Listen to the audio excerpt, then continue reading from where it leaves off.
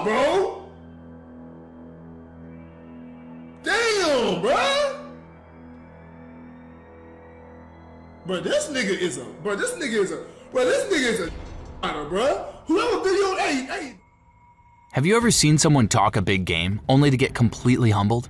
When an entitled rapper meets a streamer who isn't afraid to call them out, especially in front of thousands watching, the results can be brutal.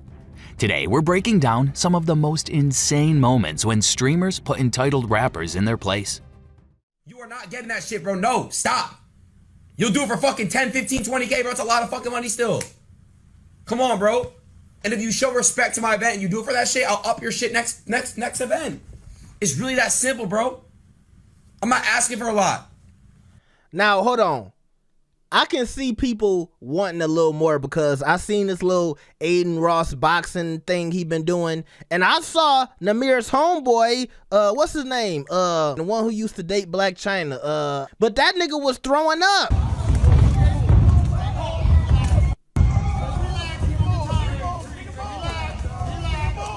Let's start with one of the most unexpected clashes. Aiden Ross vs. YBM Namir.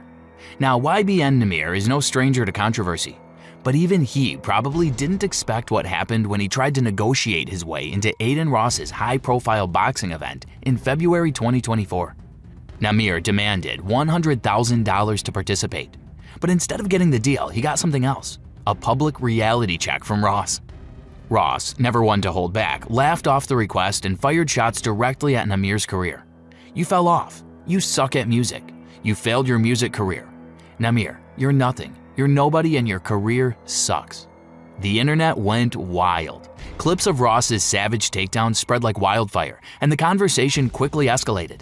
Namir, clearly pissed, hopped on Instagram Live claiming he wasn't doing it for just $20,000 and challenging Ross to set up a bigger event.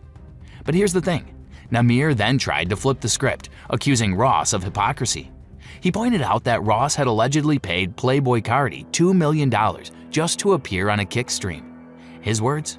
"Ain't you the same nah that just paid $2 million to sit next to you? Don't mention me in no bullshit." Did Aiden Ross actually overpay for Playboi Carti, or was there more to it? Ross claimed he paid $2 million in cash plus a Ferrari for Carti to appear on his Kick livestream in February 2024. However, Carti only stayed for about 6 minutes while wearing a mask. This led to 21 Savage calling Ross to question whether the hefty price was worth it. Ross later clarified that he didn't actually pay the full $2 million, leaving some debate over the actual deal. But Ross wasted no time responding to Namir. He said, "Namir, you are not worth $100,000. He shot back. "You fell off. You suck at music. You failed your music career. You are nowhere near 100 bands. F you." It was brutal, but the damage was done. The internet had already chosen sides, and let's just say Namir wasn't winning this one.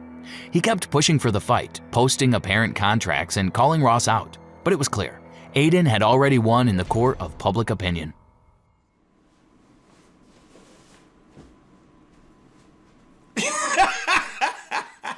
Me try these sweats on you, word? Bro, he gotta make these. Yeah! This not fitting me! Yeah!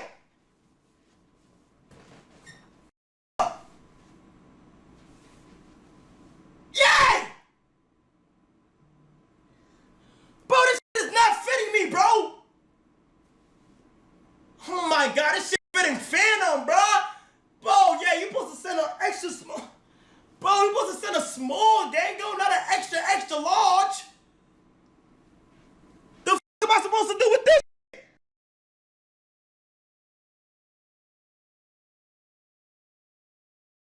Yo, please, anybody, I don't even think Ye sent me this directly. Anybody on the Yeezy team, just please send me a small.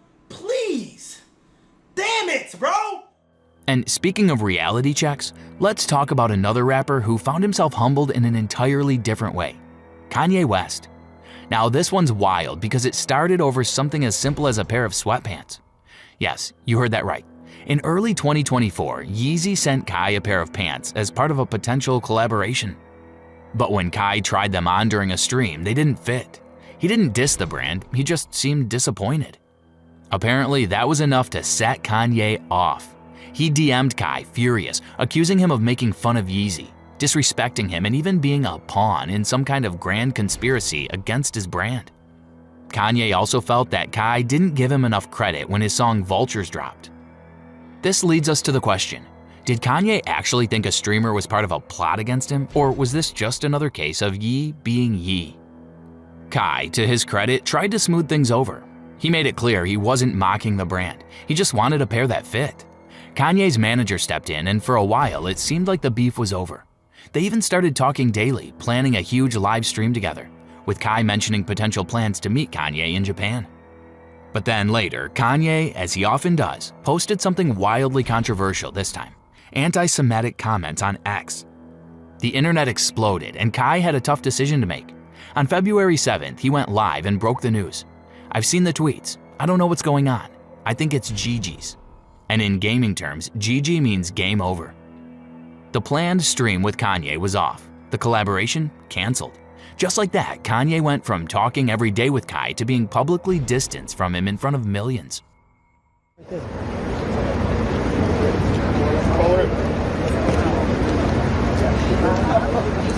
How you doing, Yay?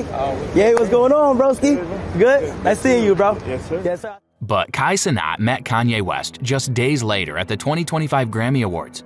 No drama, no beef, just two guys at an event. So did Kai ever actually cut ties with Kanye, or was this just a way to keep his brand safe from the backlash? Now let's throw it back to a classic case of a rapper thinking they could flex on someone, only to get hit with cold, hard truth. The Game vs. Lil Durk. Now, this wasn't a streamer versus rapper feud, but the way it ended, it's something every entitled artist should take notes on.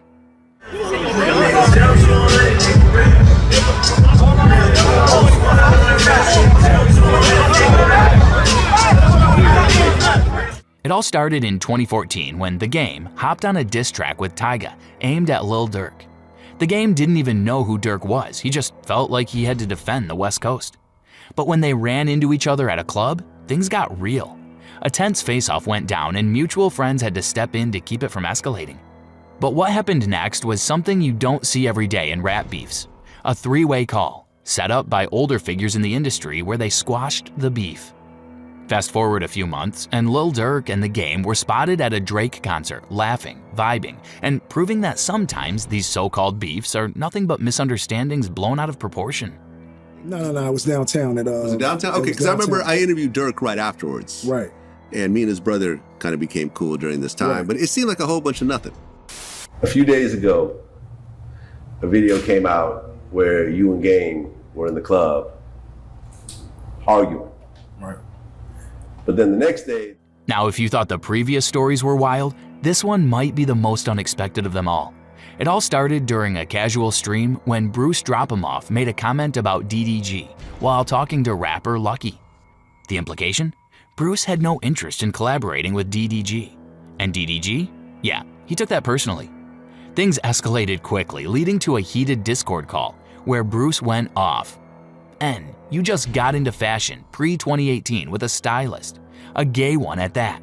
Stop talking to me, Bruce said. Pride and it's something I put work into. So it's like, at the end of the day, like if you fuck around and you fucking just make an analogy, if you make a painting or some shit, or if you painted that shit in the background. That's what I'm saying though. Like, Yeah, that's Ruby Rose the to the call. and you spend, If that's and the you case, spend a lot of DDG, time and money on this shit. That's Then it's hypocritical, like, bro. That's no hypocritical game, bro. because yes, it is. Because why you give a fuck about what anybody say, including a nigga that got a platform? Why? Because we What's have, the point? because we got mutual When, homies. nigga, when you delete your, but wait, still though, arguing, let me bro. prove my point. When you delete your Twitter over. The internet wasn't having it. Bruce's comments spread fast, landing him in hot water on Reddit's livestream fail. Fans criticized him not just for shading DDG, but also for making a homophobic remark about his stylist. DDG didn't let it slide. He reacted to the whole situation, making it clear that Bruce's comments had genuinely annoyed him. Even Duke Dennis chimed in, saying that DDG's reaction wasn't about clout, it was about respect. You know what I'm saying? Proud of you, brother. You my dog, proud of you. Only more to come. It's only up from here. So I look forward to, you know what I'm saying, watching you succeed from afar or close by, you know, depending on the situation. But yeah, man, I'm really proud of you, bro. Word, real. I'm not the Migos. Bruce, realizing he might have gone too far, eventually apologized. But then came the strangest twist. Bruce later claimed he didn't even remember the argument.